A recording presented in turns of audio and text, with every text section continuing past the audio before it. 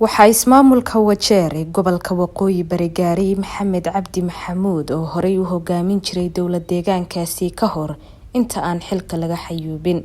Bishii shanaad ee sanadkani ayay ahayd markii wakiilada golaha hoose Wajeer ay xilka qaadis ku sameeyeen Maxamed Cabdi oo ay ku eedeeyeen maamul xumo. waxaa xigay in aqalka sare uu ayiday go'aankaasi taasoo horseeday in xilka gudoomiyaha Wajeer loo dhaariyo Axmed Cali Mukhtaar oo ku xigeen ku ahaa hase ahaatee Maxamed Cabdi oo aan tallaabadaasi ku qancin ayaa maxkamadda geeyay dacwad aan weli si rasmi ah loo soo gabagabeynin. xilli uu maanta dadweynaha kula hadlay magaalada Wajeer ayuu sheegay inuu weli xafiiska joogo oo uu gudanayo waajibaadkiisa dastuuriga ah. waxa uu tilmaamay in wixii isqabqabsi siyaasadeed ah ay waaxda garsoorka go'aan ka soo saarayso balse uu barasaabka hadda xilka haya u aqoonsan yahay inuu weli ku xigeen u yahay. sidoo kale waxa uu waxba kama jiraan ku tilmaamay talaabadii lagu soo magacaabay sidoo kalena lagu ansixiyay in Hashim Muuse Yuusuf uu noqdo barasaab ku xigeenka Wajeer. Maxamed Cabdi ayaa carabka ku adkeeyay in ismaamulka Wajeer aynan dhibaato dhanka hoggaanka ay ka jirin. maanta aad iyo aad ayaanu faraxsanahay sababtoo ah muddo aan ka maqnaay county-da Wajeer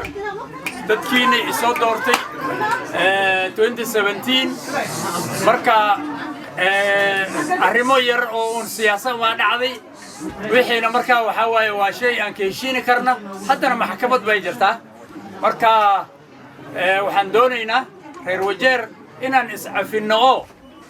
oo danaha dadweynaha reer Wajeer aan fiirin danaha kale oo siyaasadda oo dhaxdeena iyo waxaan yar macno ma laha. danta guud oo reer Wajeer ayaa muhiim ah weliba gaar ahaan hadda waqtigan la joogo abaar xun oo weligaan aan arkin ayaa jirta marka ilaahay iyo covid ilaahay baan ka baryaynaa in abaartan maanta hadda xoogo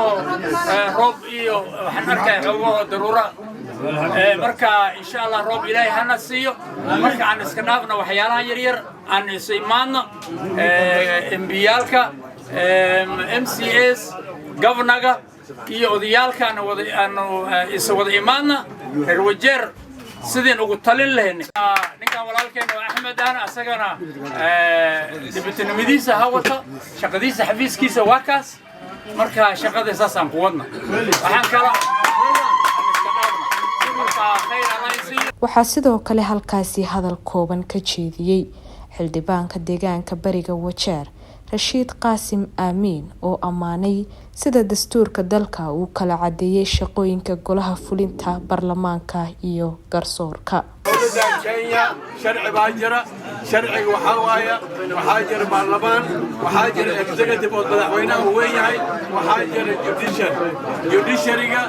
ama ay horaan gooyeen dowladda aad baa ugu waafaqsaneed way ogolaatay laakiin judiciary waxa la gooyeen waa la raacaa. maantana waxaan ku qasbannahay annaga reer Wajeer haddaan nahay waraaqda nalisi inuu Maxamed Cabdi Maxamuud oo gabanaga ahaada antil waqtiga laga gaaraya arintaasayto 3 bench ay go'aan ka gaaraysa asaga gabanaga Wajeer hal walaal magaalada Wajeer waxaa yaala dhibaato badan ayaa jira waxaa jirta xagga roob la'aanta abaaraha shay waxa ugu habboon in dadweynaha loo qadmeeyo aan ku qasbannahay inaan u qadmayno 3 bilood oo la soo dhaafay oo jidka aan jiri waxaanu maleynaa dadweynaha daryeelka ay rabeen iyo gargaarka ay rabeen meelaanu maleynaa laakiin waxaanu maleynaynaa ninkii ku habboonay oo dadweynaha ay doorteen codkiisana haystay oo kursigiisa ku fadhiya ayaa go'aan ka gaara arrimaha fulinta howlaha dowladda Kenya iyo dowladda county-ga asagaa fulin doona saas